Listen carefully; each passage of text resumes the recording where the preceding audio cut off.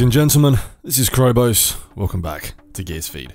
Seeing as Gears 4's tenure has hit the 1 year mark, I thought I'd cover a topic that has somewhat been a figurehead of animosity in the community over the past 12 months, that being microtransactions. Microtransactions made their debut in the Gears of War franchise last year as the Coalition kicked off their own take on the Gears trilogy. Similar to titles such as the Call of Duty installments, TC implemented a crate system where you purchase said crates to unlock cards, which contain in-game content such as characters, weapon skins, bounties, and what have you. The crates are either purchasable with money or an in-game currency, which in Gears' case are called credits. This is all very well, but the problem started with the low in-game currency rewards. It felt like the in-game economy was a little harsh on you, especially in versus, as grinding credits was a tedious uphill battle and the credit income rate was far too low. However, following feedback, the in-game currency rates were increased. There was also the issue of the UIR packs. They were priced fairly high, too high as most people would agree, but what really kicked the community in the teeth was that they were only available for a very short period of time, essentially forcing players to purchase the crates with their own money if they wanted a shot at obtaining these in-game characters. Again, there was quite an uproar, but TC listened to feedback and rectified the situation. Another issue in Gears 4 is a lack of rewards through progression. Now, if I recall correctly, Octus said this is something they want to do more of, as we've seen with the flaming skins for example, but most content obtainable in Gears 4 is outright through RNG, through your pack luck. There's no characters that you can show off and say, oh look at me, I unlocked this for re-upping 5 times or hitting said level or earning an achievement, etc. Obviously with Seriously 4.0, TC are now rewarding players that achieve that with a cool emblem to rep. So I think especially in Gears 5 they'll address this and have more unlocks through progression as opposed to what you've spent your credits on. Everyone loves a unique skin, we all want to be the only one with what we've got, right? We want to show that off online, so I think the lack of that certainly didn't help when it came to the community's hostility and distaste for Gears 4's microtransaction system. Again, I think TC will address that in Gears 5 and have a better improved economy, and with that the community will ease to microtransactions' presence in Gears of War titles.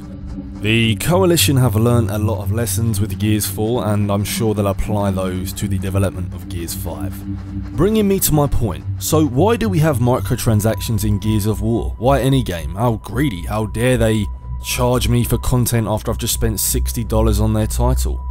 Well, you have a point, but remember, you have a choice. Nothing in the game is unlockable from your hard-earned money exclusively. You always have the option to use in-game currency.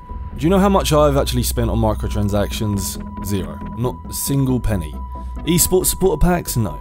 I personally think if a business needs charity, then it shouldn't be there in the first place, especially at that extreme cost, and especially if it's RNG. Players should be able to choose what they're purchasing at least. I believe that if I'm going to spend £8 on this crate, I should have the option to spend £8 on a Marcus Phoenix crate, for example, if that's the Blacksteel character that I desire. Anyway, getting back on track as to why we have microtransactions, DLC, season passes. Yes, the season pass wasn't great, it was poor. I doubt they'll release something like that again. Also another thing that didn't bode well for TC's reputation. Companies like the Coalition and Microsoft are adding microtransactions, DLC, loot boxes, dislock content into games for one reason. To put it simply, game prices have stagnated for well over a decade now, hovering in and around the $60 mark or 50 quid here in the UK. Yes, we're bloody ripped off with everything, the bastards. The shelf prices have stayed the same whilst the cost of in-game development has only gone up. In fact, the costs to create a game have seen an exponential increase over the past 10 years and will continue to rise. What this means is that a game that was successful in selling 1 to 2 million copies back in 2006 now needs to sell multiple times that in 2017 in order to make a profit from unit sales alone.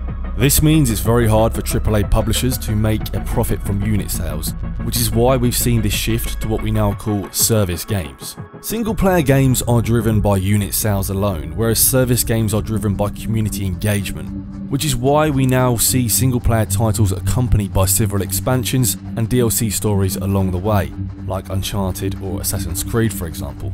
Fact of the matter is, most games would struggle to break even without add-on content being implemented into the game. First we saw DLC, and it wasn't all happy faces right away. The gaming community took some time to accept DLC as a gaming medium, a means to expand a game through a set price. Then we saw season passes and map packs. For some games this works, for others it split the user base, which wasn't seen as a good thing. TC tried to fix this by releasing maps for free a week later, but this caused the season pass to be seen as a waste of money, lacking in content and losing its value, and then they split the community into core and competitive anyway, so yeah, that clearly was a detriment to the original plan for a community that wasn't supposed to be split. So with these methods, publishers were able to bump up the amount of money people would spend on a game from $60 to maybe $80, $90 or so.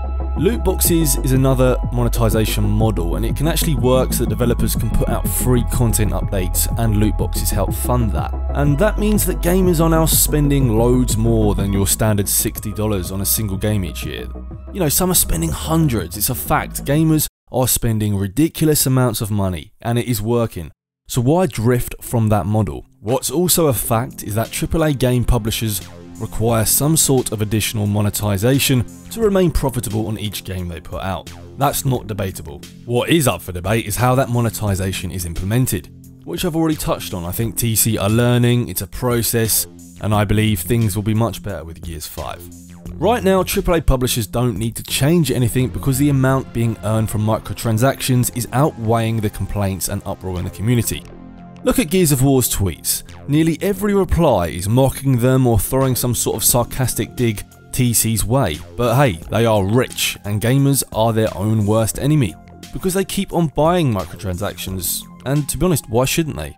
What people do with their money is up to them. However, I find it somewhat amusing when someone will complain about microtransactions after spending God knows what on them. My point here is that not all instances of add-on content are bad. Some implementations certainly may go too far, I don't doubt that notion, but a lot of add-on content is about providing the player with additional gameplay, gear and content in a game they want to play more of. Microtransactions are here to stay, and I hope you agree that TC can improve on them, sure, but you've got to start somewhere, and Gears 4 is TC's first service title, a complete package, and I believe they'll apply those lessons learnt to Gears 5. Thank you for listening. I went on for quite a bit there, didn't I? I hope I'll catch you next time.